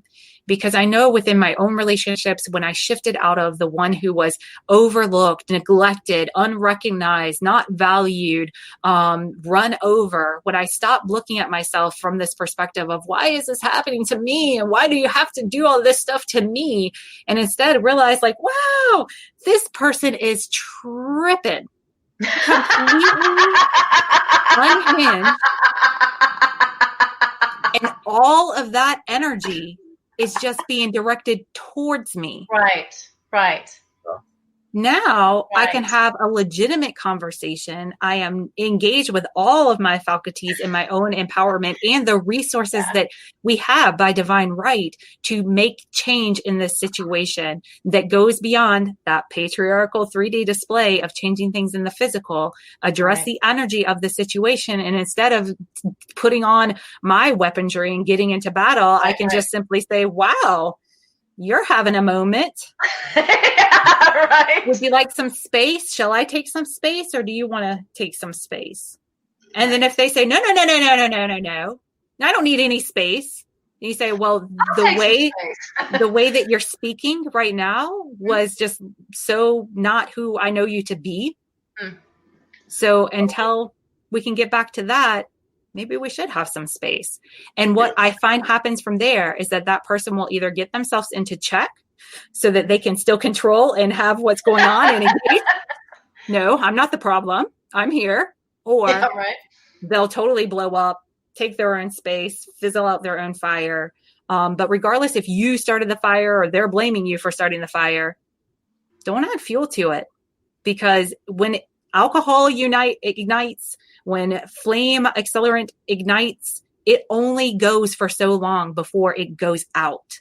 And when we can remember this, instead of being like, well, you're the one who triggered me, or you're the one that's toxic, or here's how I'm right, or you shouldn't have said, and we can just put down that battle, that's where we're headed. That's what is needed in order to hold the space for the healing that is already underway. We're like birthing forth a whole new world. And the more of us that can wake up and kind of be a doula or a midwife of this process, instead of, saying it needs to look a certain way, I think the easier it will be for all of us. But most importantly, the easier it will be for you. And quite frankly, take this for however you want to take it. How I'm doing is really my top priority, because in my 41, almost 42 years of life, I mean, as far as I can remember, and definitely not in my adult life, I don't have people showing up saying, Chrissy, how are you doing? Anything I can do for you? Are you having a good day? Can we make your day better?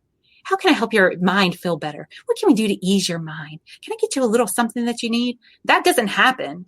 That's an inside job. And if we don't grow up, allow ourselves to emotionally mature and start to parent ourselves in a compassionate, loving way that maybe our parents should have, but maybe didn't, but we can make up for now through loving ourselves in that way, then we understand that part of being a loving, amazing parent is also getting your ass in gear and making yourself do some things. But the more that you sync up with this idea of being all of who you are, and the more that you can understand that, and if you need help navigating that, reach out to me or somebody who speaks in this language will help to show you the way. I mean, I've created or identified over the years a 12-step process that I take people through now. It's holistic restoration. It's what I've named my business after before I even knew that there would be a 12-step protocol that came from it.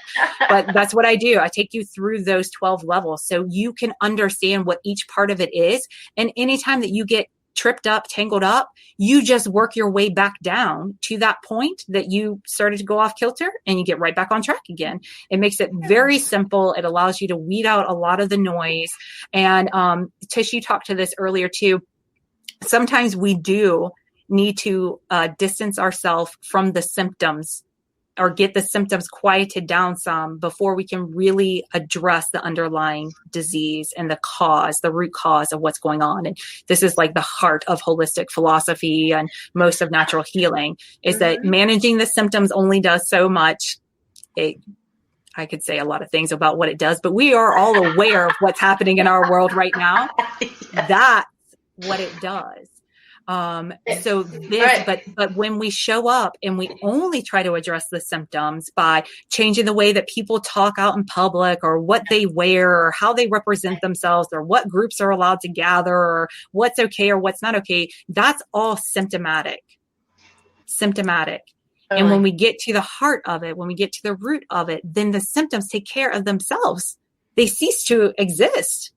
And it's a pretty miraculous thing whenever it happens. You know, if you're dealing with physical health in your own body, it's why I moved past massage and got into the energy work and eventually the emotional work and then brought it all home so that we don't address something in the physical without looking at where the imbalance lies in the emotional and energetic, because I can push your tissues around all day long. But if you're still running off the same operating system that's causing the same thought process and the same habitual habits, your body's going to show the same exact physical symptoms over and over again. So there is help. It is helpful sometimes to manage those symptoms, get them a bit at bay, distance yourself a bit so that you can move your healing forward.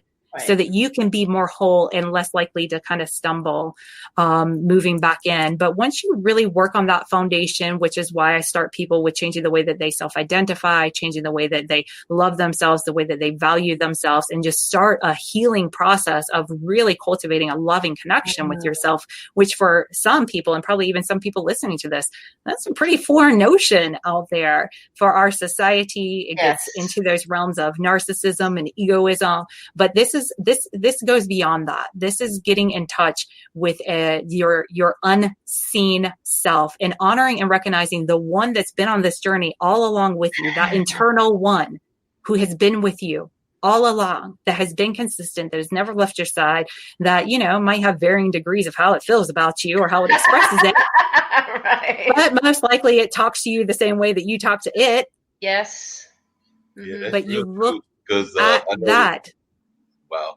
Yeah, you just got so much that you're saying that is so truthful and everything. And even what you were talking about in the sense of all of these things being a pandemic and everything, because I've had the pleasure of talking to people. And of course, the network IBM.TV is a global network. And I've seen a number of these issues that are not just here in the United States or in North America, but they're throughout the world. Because I know that I've got a friend that lives in California who's from Pakistan, and a lot of things that you're talking about, she also finds in her society, and I've heard this from people in some of the African societies and Australia and a number of other places. So it is definitely something that is impacting us throughout the world and not just here, unfortunately. And that commonality, what's the common thread there? I heard you name a bunch of humans. Humans that are going through this. And if we can just redefine what this human experience is, or let me say more accurately, when I redefined what this human experience was for me, when I embraced and took a deeper understanding to what it means to be empathic and to open myself up to this concept that we're all empathic beings, and that those that display the more heavily narcissistic tendencies are super empaths that have been so inundated with this energy that they're in full on survival mode, then we just open up a completely different conversation. We can navigate things in a totally different way. And to me, it just falls more aligned with what I feel to the core of my body to be truth in this world. And what I love the most is that we can test it out. And what's crazy is that you could test out all this stuff. If you put on the filter of everybody's an asshole, you're going to have that experience in this life. Yeah. So why not experiment with the fact that we're all miraculous beings and see what happens if you don't believe anything other than that? And when something other than that presents itself, you use your time, your energy, your focus to undo the mystery, to be a little love detective is what I often call it. That's what I feel like. I'm a love detective. I look for God and I don't stop till I find it. I don't stop. I don't look for the reason. I don't look for the justification. I try my best not to make a survival plan for the other side. I do my best to stay connected and to find how could this be God refining my character? How could this be evolving me? How could this be showing me some hidden wounds that I didn't know that I had, or that I had been so busy defending myself from that I never even stopped to question why I'm doing what I do, because I'm just running off the fact that I know I'm a good person and I got good intentions, and I'm allowing that to let myself off the hook of evolving further. And for us that are on this spiritual path, that's what I feel like is needed.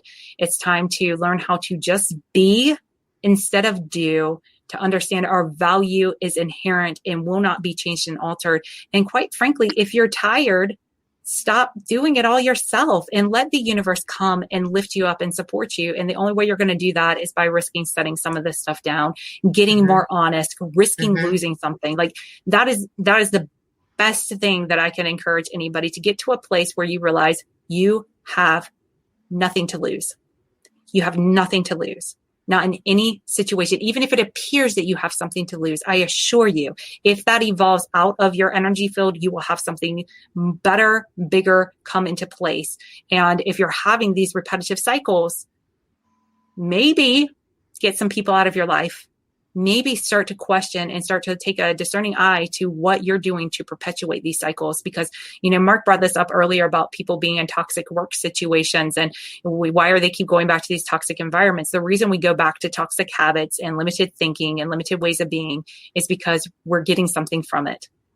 And what we're getting from it is this false sense of security in some way or fashion. We are trading up. We are putting more value in this physical world than in the non-physical world. And a lot of times those things continue to happen until you make that connection and you're willing to take that leap, be it into entrepreneurship or whatever that thing is. Dare, if you don't believe, this is just a random example because I've heard it brought up before.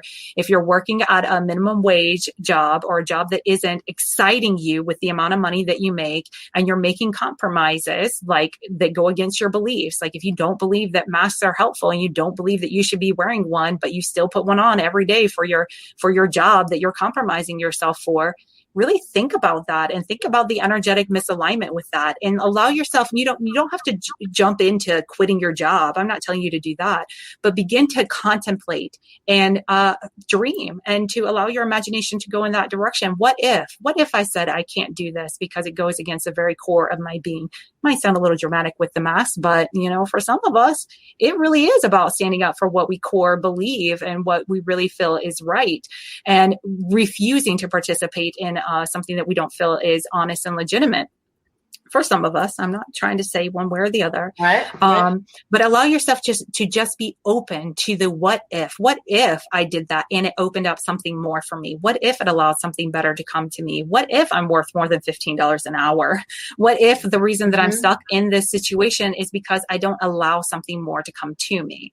And most of us argue that because we see what we do and we're like, there's no way I'm stopping more from coming to me. That's right. I assure you that you are, especially if you're not allowing yourself to have the richness of the wholeness of the human that's in front of you, no matter what it is that they're saying or how they're presenting themselves. So I know I've got to run here in a minute, so I don't want to stop, though. I'll talk about this for 3 more days if y'all want. Well, we can do this for hours on end.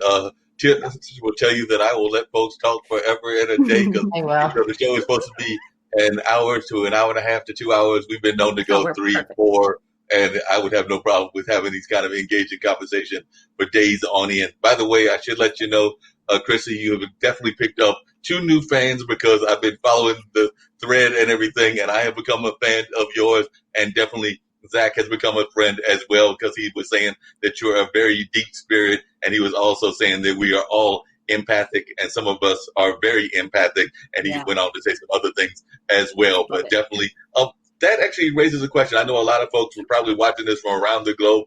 I know what it means to be empathic. I know other folks probably have a definition, but Chrissy, since you're our guest, why don't you define for the audience what it means to be an empath? Because like I said, you're using the term, and some folks might not even know what the term means. Absolutely. And I'm going to use this as an opportunity to also let y'all that are tuning in know where you can connect with me more. I see that Mark's got my Facebook page scrolling here at the bottom of the feed. Thank you so much for that. You can also find me at holisticrestoration.com. I have a brand new Patreon page that I just got started. So anybody who wants to support this message getting out there into the world and also gain some support in return, definitely head over to Patreon. It's under CK Rollins, Rollins. And you can plug into some behind the scene videos that I add there, some more expanded in-depth information that I share with my patrons there. And you can also take a deep dive there, and you can plug into a level of support where you get a monthly course from me, as well as being part of my holistic healing circle, and just tons of benefit there. And one of the courses that you'll get whenever you join at the highest tier level is the Empathic Healers course, which I offered in the fall of last year. It's definitely my highest, most requested course that people always want me to do again and again and again.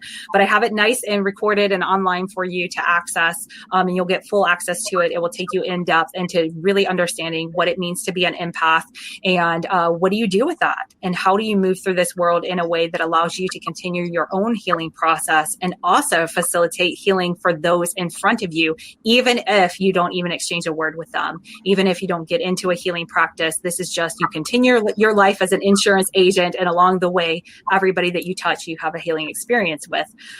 So definitely check me out on Patreon.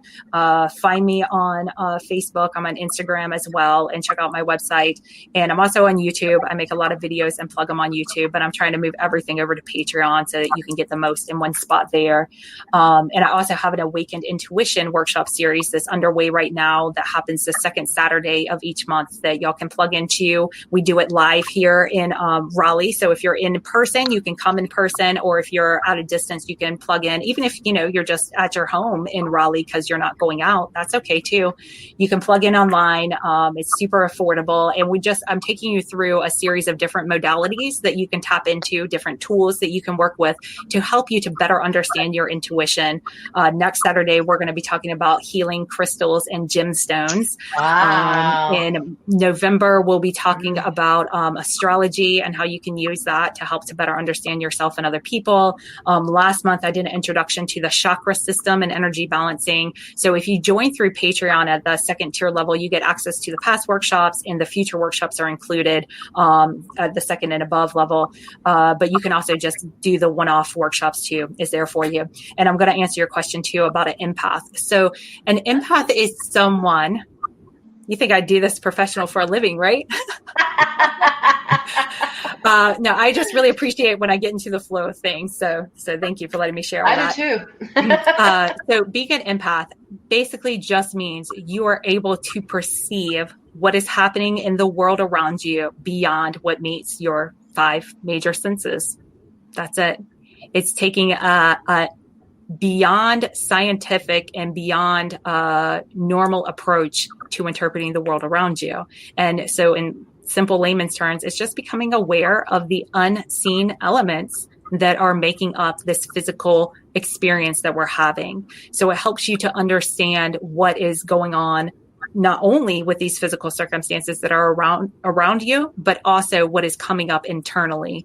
When I got into business coaching and helping other business owners find their way in this business world who don't self-identify as business owners and aren't money hungry and don't have that intestinal fortitude to knock on all the doors and go through all the rejection.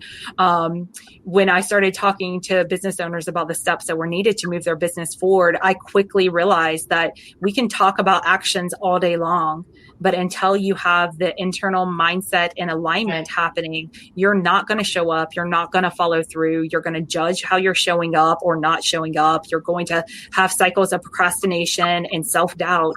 And when you understand how to energetically align, you'll find that even aspects that you don't enjoy about your business, you have no problem doing because you're starting from a truer point. And a lot of people get into business because they're trying to gain something. So even that, now you can start to see, given our previous conversation, that if you're not in touch with your inherent value, if you think there's something more for you to gain or to prove your worth out there, you're going to have a very hard time in the entrepreneurial field. And especially if you're conditioned into this over-giving mentality, and all this stuff is super subtle. It's easy to think, oh, that's not me. I remember the first time somebody said, well, it's the stories that run in your head that keep you from taking action. I was like, dang, people got stories in their head. I'm glad I'm not one of them. Energy is always so subtle, and people don't pick up on it. They don't know that they're picking up on it. What I always tell people is we're exchanging energy right now. What your body's doing is figuring out what's going on and jiving with mine. Our talk is just talk. That's all that's going on here. Especially when you're in person, it's all about the energy, and it's so subtle, and people don't know it. You know, when you're talking about being empathic, there's so many times. And I'm sure you've been like this, that you've been in a room and people, you know, oh, they're talking. And you're like, that's not at all what's going on. Can nobody else feel this? Did you not just, I can't say, did you hear what that person said? I can't say, did you see what they did? You know, but it's like, can you not feel that? Yeah. And a very simple way that I think most of us can relate to, if you've ever been in a place and had somebody else walk into the room and you instantly felt drawn to go towards them or instantly felt to move away from them, that is the energy of an empath. That's your empathic energy body that is intermingling with other people's energy. And because, you know, like we've said throughout this show, we're building on a foundation that's not telling us the whole truth. When you bring that expansion in, or even just allow yourself to experiment with life from the point of what if, which reminds me of the book that I'm writing right now. I'm in the process of writing my first book, where that's what I'm posing is giving you an opportunity to do some deep self-reflection over some powerful what if questions that I assure you will change your life. That just reading them will change your life.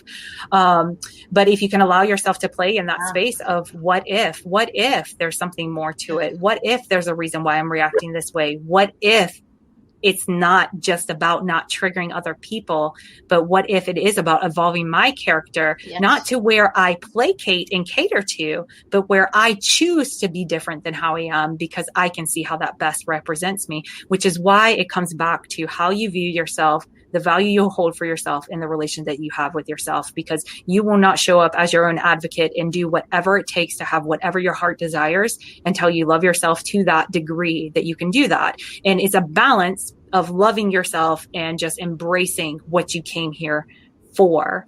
And again, I know that can trigger stuff all in itself, but if y'all want to talk more about it, reach out to me one-on-one. I'm happy to do so.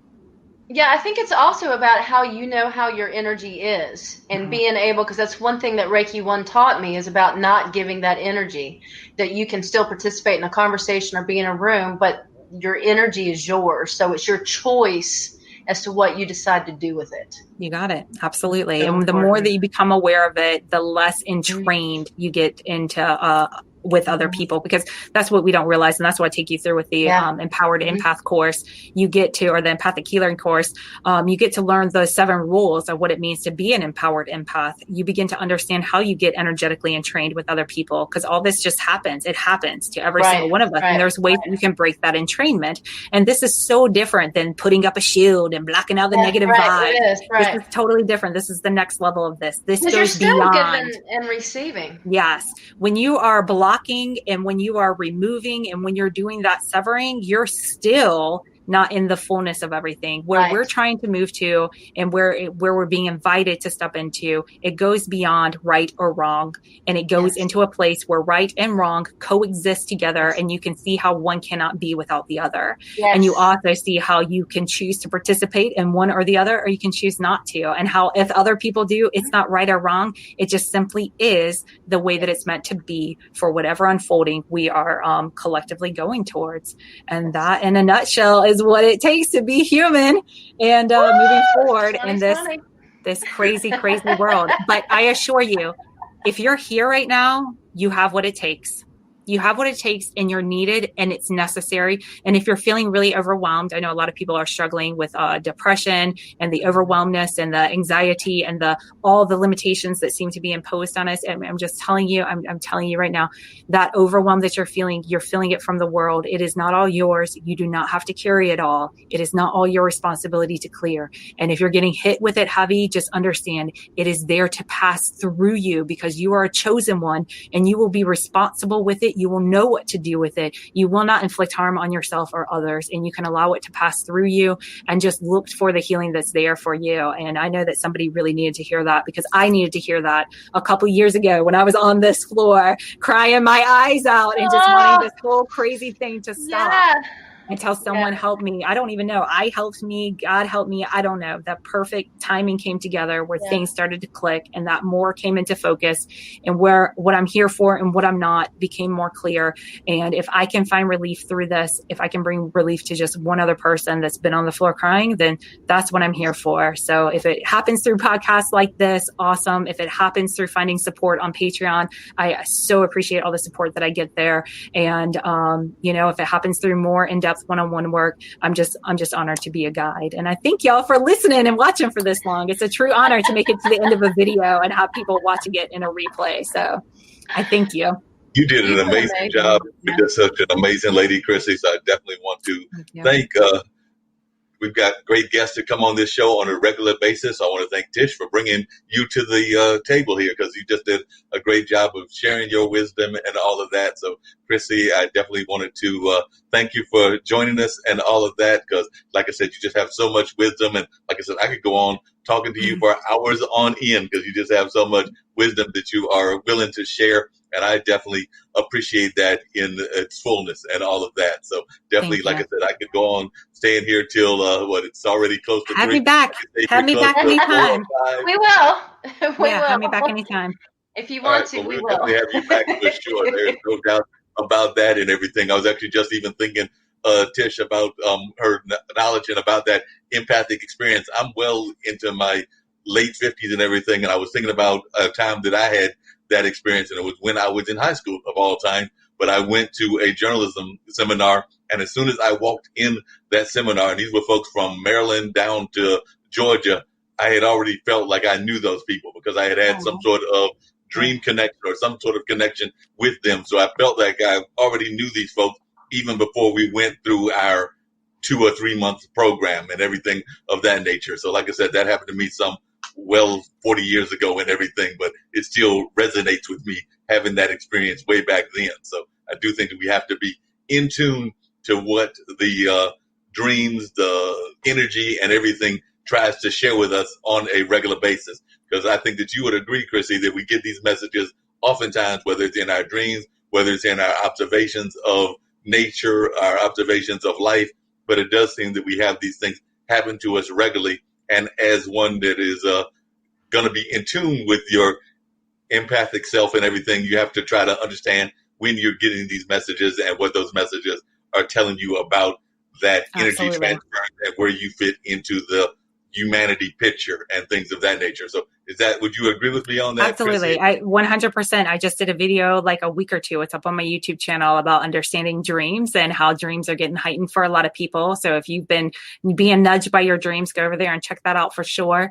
And we'll be covering dreams also in the Awakened Intuition series. So if that's something that y'all are interested in dipping your toe into and starting to understand that process a little bit more, I think of myself as like a permission slip. I'm like a giant permission slip to let people know it's okay to be fully yourself. It's okay to be exactly who you are. And it's okay to dive into and experiment with these things without being an expert. which I think is really important, because we have permission. They've been given here to us to use to better understand ourselves. And maybe some people want to keep stuff under lock and key so that they can monetize it. And what have you. But I'm here to say we're in a new world and it's a new time. And yes, if you want to represent yourself as a professional astrologer, you should do your due diligence and really study the trade for sure. But if you're just interested, you have permission to like Google it on YouTube or to find out a little bit more about it, or just say, what does that mean whenever I dream about, a bunny rabbit in a green field or whatever it is, and just begin to flirt and play around with the universe in a different way and allow yourself to have more fun. There's absolutely no evidence that says this has to be serious or an intense situation or a big deal. And in fact, a lot of us are suffering because we're taking it all so serious and we're so certain it needs to go a certain way. And if you can't tell, 2020's taught you nothing. It's that you can't control what is going to happen, and what's going to happen is going to happen. And regardless if you agree or believe, whatever, it's just, this is the place where shit goes down. And so when we can learn how to not take it personal, and we can turn all of our worrying into being a warrior without fighting wars along the way, then we can step into a whole different experience and really, really, really have some fun together. Beautiful. Yeah. I love y'all. Thanks so much for all of your kindness. Before I find out from Tish who we've got next week and all of that, if you would, Chrissy, where can folks find this book of yours? You talked about, and I did have the Facebook rolling, but where can they find the book when it is released? And then we'll find out from Tish who we've got next week. But I know you're in the process of writing it, but folks might be wanting to follow your path so that when the book is released, they can grab it. I know I plan to grab a copy whenever you release it. Yes, for sure. So Patreon's going to be the best place for that. I'm going to be looking to my patrons to help me to get everything going, all the way from, giving some little sample excerpts so you can kind of see what I got cooking to make sure that it's really hitting the mark for people, up to making sure that I can fund it to get published and to have copies in paperback and all of that stuff. So as those pieces come together, then I'm going to be sharing that mainly through probably my social media outlets, but all of it's going to point back to Patreon. So if you're already familiar with Patreon, head over there. You can probably search for me, Chrissy Key Rollins, or just put CK Rollins and it should come up for you. And if not, just hit me up and I'll make sure that you get a link for it.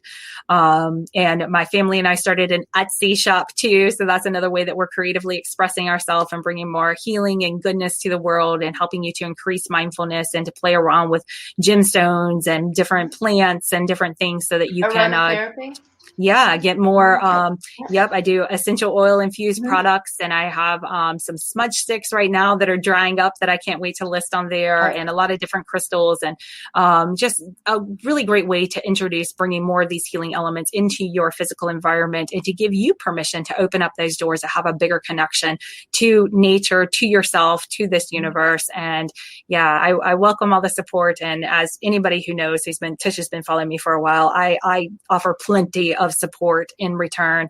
That's why she's here, because she gives it, like you said. I mean, you are the voice, you are the permission slip, and you're not always like, but you got to pay me for it. You don't just give that. You actually give information that makes your brain go, wait. That's what? another one of those limiting human experiences. It looks like everything happens in a linear equation. So if I show up and give, I should be able to receive, but that's just not how it works. So when you can settle into the fullness of who you are, as I've been learning to, then there's a point where it just stops being about me and it is about the message, because me being here is to bring the message. And if I focus there and on being and representing the work that I teach, then everything else should be taken care of, right? So that's what my endeavor is towards, is learning how to do less and receive more, and to always be balancing that giving and receiving, and to find the places that I hold myself back because of the way that I'm limiting myself in other ways that aren't even connected to the financial, which is why I think the first book that I'm going to put out is the abundance focused one. It pulls directly from the 21-day money power shift, which is another amazing course that you'll get at that high tier level on Patreon. It's such a powerful way to be able to shift the way that you think about receiving in your life, and what you feel like you have to do in order to have that happen. And these things that happen so subtly, it's why the courses got created, because I've implemented them in my life. I saw the way way that they worked. And I was like, there's something to this.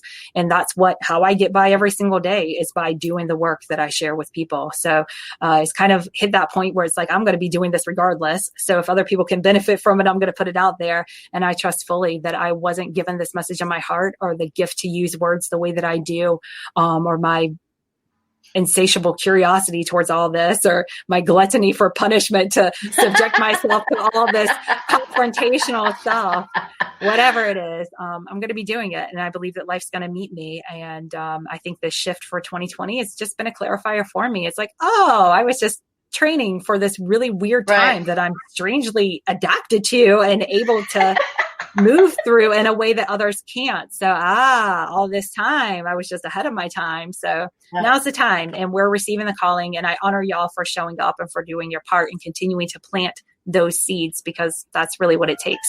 Yes. No, I'm getting a phone call because I got to go to my appointment. Yes.